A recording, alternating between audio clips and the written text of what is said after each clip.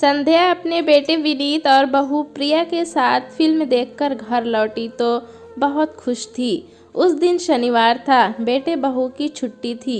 दोपहर में उसने अपने हाथों से बेटे बहू की पसंद का लंच तैयार किया था। विनीत फिल्म की टिकट ले आया था। शाम को तीनों फिल्म देखने गए और रात का खाना भी बाहर ही खाया। फिल्म बहुत अच्छी थी। रास्ते भर कार में तीनों फिल्म पर चर्चा करते रहे।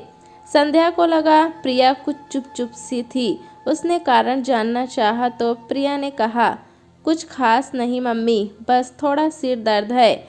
अगले दिन रविवार था, सो प्रिया और विनीत देर तक सोते रहे। आदत के मुताबिक संध्या जल्दी उठ गई।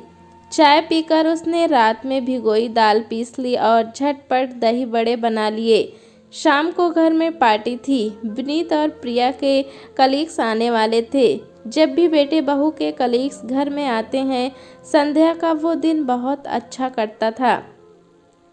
वो देर तक उनसे बातें करती। 9 बजने वाले थे। पर्स उठाकर वो दूध लेने चली गई। सोसाइटी के गेट के बाहर ही दुकान थी। दूध लेकर वो वापस लौटी तो उसे लगा विनीत और प्रिया जाग चुके हैं। वो उनके कमरे की ओर बढ़ी, तभी प्रिया की आवाज़ उसके कानों में पड़ी। वो विनीत से कह रही थी, मम्मी को यहाँ आए 1 साल हो चुका है। जब से मम्मी यहाँ आई हैं, क्या हम लोग कभी भी अकेले कहीं गए हैं? हर वक्त हर जगह मम्मी साथ होती हैं। क्या मेरा मन नहीं करता? कभी मैं और तुम कैसी बातें करती हो प्रिया, तुम जानती हो पापा के जाने के बाद मम्मी कितनी टूट गई थी। अभी तो वो ज़रा संभली हैं और तुम ऐसी बातें कर रही हो। प्लीज़ विनीत, मुझे गलत मत समझो। मुझे मम्मी को दुख का एहसास है, तभी तो मैंने इतने दिनों से तुमसे कुछ नहीं कहा। साथ ही मैं ये भी मानती हूँ कि जितना मम्मी मेरा ख्याल रखती हैं उतना कोई और सास नहीं रख सकती। लेकिन विनीत, तुम ये क्यों नहीं समझते कि हमें भी प्राइवेसी की ज़रूरत है? रिश्ते में कुछ बैलेंस तो तुम्हें रखना ही चाहिए। अब मैं भी क्या करूँ प्रिया? मम्मी का कोई सर्कल भी तो नहीं है जिसमें वो बिज़ी रह सके। अपना सर्कल वो बनाना ही कब चाहती हैं। हमारी सोसाइटी की कितनी बुजुर्ग महिलाएं सुबह शाम पार्क में आकर बैठती हैं। मम्मी चाहे तो उनसे मेल जोल बढ़ा सकती हैं, लेकिन वो अकेले कहीं जाना ही नहीं चाहती। धीरे बोलो प्रिया, मम्मी कहीं सुन न ले। मम्मी दूध लेने गई हैं, प्रिया निश्चिंत से बोली। संध्या को लगा पूरा घर जैसे घूम रहा है। उसने दीवार का सहारा न लिया होता तो शायद चक्कर खाकर वहीं गिर ही पड़ती। लड़खड़ाती हुई वो बाथरूम में चली गई और दरवाज़ा बंद करके नल खोल दिया ताकि पानी के शोर में कोई उसका रुलाई सुन ना सके। आज तक उसे लगता था बच्चे उसके सानिध्य में खुश हैं, लेकिन आज पता चला कि उसे साथ रखना उनकी विवशता है। तो क्या प्रिया का उससे स्नेह रखना, उसकी ज़रूरतों का ख्याल रखना, ये सब दिखावा है? इसमें एकमात्र भी सच्चाई नहीं। उसे लगता था कि विनीत और प्रिया के साथ उसका शेष जीवन आराम से कट जाएगा, पर नियति हमेशा से ही उसके साथ अजीब खेल खेलती रही है। वो सोचती कुछ है और होता कुछ और है। पता नहीं क्या लिखा है उसके हाथ की इन आड़ी तिरछी लकीरों में कि सुख हमेशा उसके 2 कदम आगे चलता है। जतिन का उसे यूं असमय छोड़कर चले जाना इस बात का प्रमाण है कि उसकी किस्मत में सुख है ही नहीं। जतिन जब तक नौकरी में थे बेहद व्यस्त रहते थे। उनके साथ वक्त गुजारने की, अपने सभी अधूरे अरमान पूरे करने की ख्वाहिश के लिए वो उनके रिटायरमेंट होने की प्रतीक्षा कर रही थी। जतिन रिटायर हुए पर अधिक दिनों तक संध्या का साथ न निभा सके। 2 माह बाद ही मौत के क्रूर हाथों ने उन्हें उससे छीन लिया। स्तंभ सी संध्या फटी फटी आँखों से बस देखती रह गई थी। कब पूना से विनीत और प्रिया आए, कब जतिन का अंतिम संस्कार हुआ, उसे कुछ पता नहीं चला। होश तो तब आया जब सब कुछ समाप्त हो चुका था। रिश्तेदार जा चुके थे। विनीत और प्रिया ने उसे अपने साथ पूना ले जाना चाहा, लेकिन वो नहीं मानी। पिछले 20 वर्षों से वो उस घर में रह रही थी। वहाँ की आबो हवा में जतिन की सांसें रची बसी हुई थी। कितनी यादें जुड़ी हुई थी उस घर के साथ। इन्हीं यादों के सहारे वो अपना शेष जीवन गुजारना चाहती थी, पर अकेले रहना इतना आसान भी नहीं था। सूना घर उसे काट खाने को दौड़ता।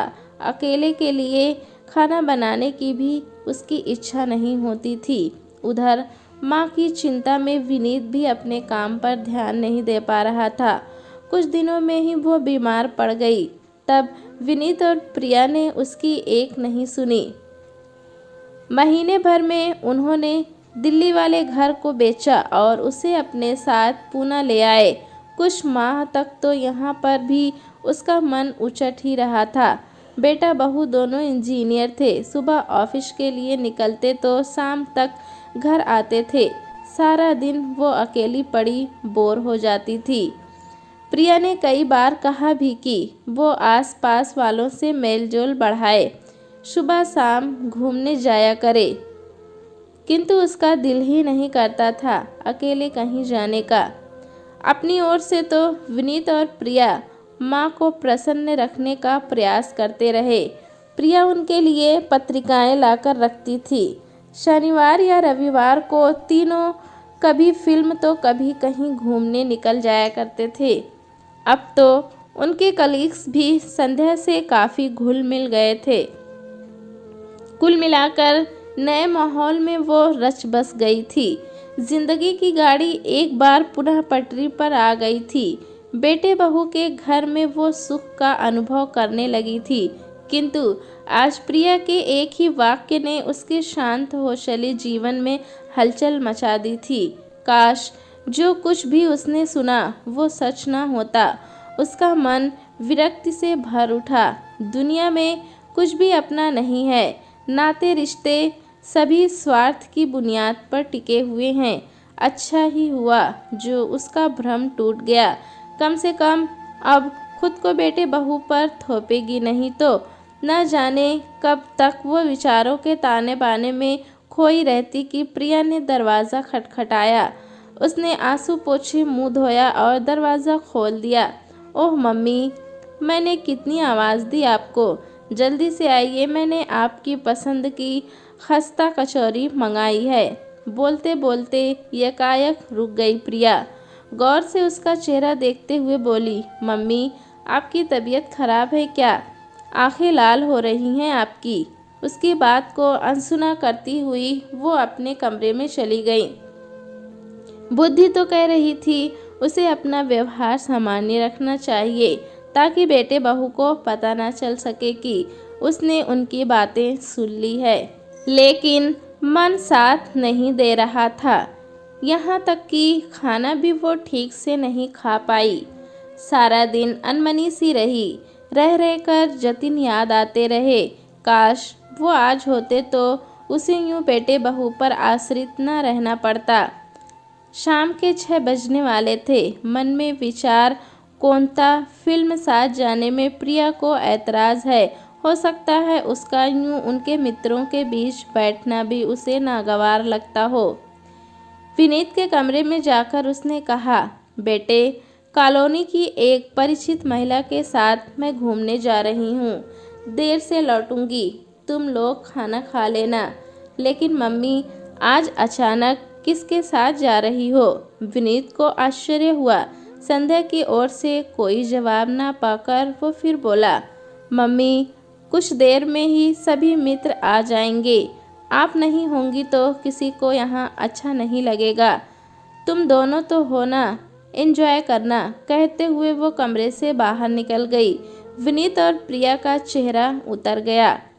इतना तो वे दोनों भी समझ गए थे कि हो न हो मम्मी ने सुबह उनकी सारी बातें अवश्य सुन ली है, तभी आज इतनी खामोश और बदली बदली लग रही हैं। और संध्या, उसका मन तो बेहद बेचैन था। घर से तो निकल आई थी, अब कहाँ जाए, क्या करे, कुछ समझ नहीं आ रहा था। बस निर्दय सड़क पर चलती जा रही थी। उसके कदमों से भी तेज गति थी, मस्तिष्क में उठ रहे विचारों के तूफान की। कुछ तो उसे खुद के लिए निर्णय लेना ही होगा। सड़क के किनारे घने छायादार वृक्ष थे, ठंडी हवा चल रही थी। काफ़ी दूर निकल आने के कारण संध्या को कुछ भय सा लगने लगा था, कुछ थकान सी भी महसूस हो रही थी। सड़क के किनारे बेंच दिखाई दी तो उस पर बैठ गई और आती जाती कारों को देखने लगी। हिंजवाड़ी रोड पर बहुत सी आईटी कंपनियां हैं। रोज़ तो सुबह और शाम के समय यहाँ कारें और बसों की रेल लगी रहती है, किंतु आज रविवार होने के कारण सड़क पर ट्रैफिक बहुत कम था।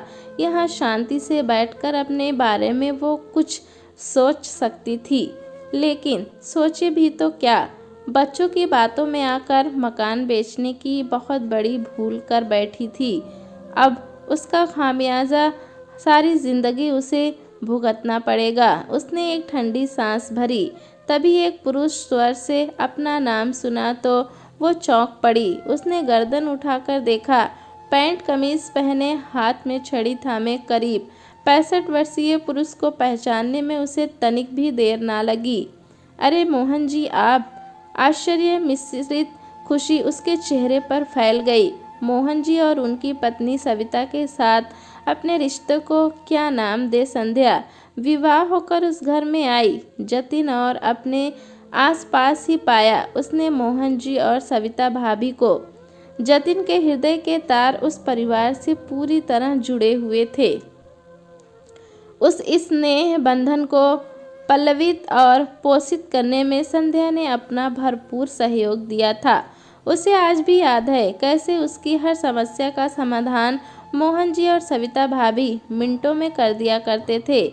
10वीं क्लास में था विनीत जब मोहन जी ट्रांसफ़र होकर पूना आ गए थे, फिर भी उनसे संपर्क बना रहा। 2 वर्ष पूर्व सविता भाभी के स्वर्गवास के समय जतिन पूना आए भी थे, किंतु फिर न जाने क्यों मोहन जी से संपर्क टूट गया। आपने तो बिल्कुल भुला दिया। कहाँ खो गए थे आप इन 2 वर्षों में?